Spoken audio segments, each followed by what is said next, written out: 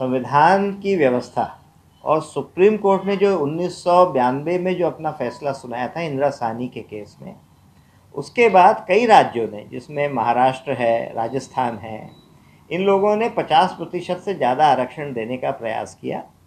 हालिया उसका उदाहरण जो है वो मराठा आरक्षण महाराष्ट्र में किया गया था और उस समय 68% तक आरक्षण जो है वो महाराष्ट्र में दिया गया था।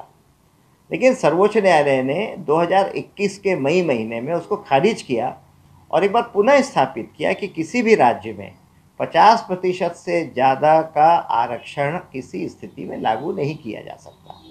छत्तीसगढ़ में भी यही हाल है। जब हाई कोर्ट ने फैसला सुनाया जो 2012 में पारित अधिनियम था, उसमें भी कहा कि 50% के भीतर ही आरक्षण को लागू किया जाएगा।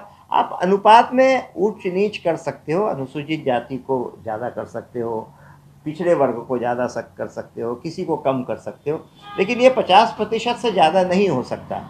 इसलिए आप केवल राजनीति कर सकते हैं, आप प्रस्ताव पारित कर सकते हैं, आप विधानसभा में विधेयक पारित कर सकते हैं, आप क्वांटिफाइबल आयोग लगा सकते हैं, आप सब कर सकते हैं, वो उसकी छूट है आपको। लेकिन अंततोगत्वा ये न तो संवैधानिक है, न सर्वोच्च न्यायालय के निर्णय के अनुरूप है। ये आज नहीं तो कल न्यायालय में जाके खारिज हो जाना है। देखिए, उनको भी पता था, लेकिन ऐसा है कि सरकार की एक जिम्मेदारी होती है कि प्रदेश में मान लीजिए कि अनुसूचित जनजाति वर्ग की संख्या 32% है और उनको इसकी ज़्यादा ज़रूरत है। तो संविधान में जो आरक्षण की व्यवस्था लागू हुई वो मूलतः दो वर्गों के लिए लागू हुई, अनुसूचित जनजाति और अनुसूचित जाति, और इनको आरक्षण देना प्राथमिकता थी सरकार की, तो उनकी आबादी के हिसाब से लाया गया। जानकार उस समय भी जानते थे कि यह संवैधानिक दृष्टि से सही नहीं है और इसीलिए केस लंबा खिंचता रहा। आखिरकार जब पिछले 2 महीने पहले जब इसका निर्णय आया तो अंततोगत्वा वह खारिज हो गया।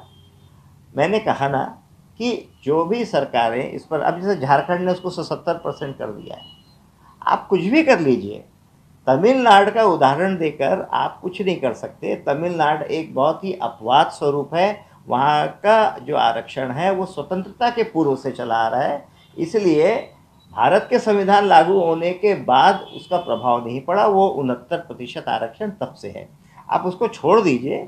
बाकी आप कहीं पर भी करेंगे, आप किसी भी तरह से करेंगे, मामला न्यायालय में जाएगा और न्यायालय में वो खारिज होगा, ये बात तय है ना। जैसे पश्चिम बंगाल में है, पश्चिम बंगाल में कम आरक्षण है। अब आप देखिए ना कि हरियाणा में उन लोगों ने 70% आरक्षण करके रखा है, लेकिन ये स्वीकार्य नहीं है। ये मामला कोर्ट में चल रहा है, कोर्ट में जिस दिन निर्णय आएगा वो खारिज हो जाएगा। ये मैं मानता हूँ कि ये देश संविधान से चलता है। मैं आपको जो भी बातें कह रहा हूँ ये मेरी भावनाएं नहीं है। मैं तो चाहता हूँ ईश्वर करे जो ज़रूरतमंद है उनके लिए 100% आरक्षण हो जाए।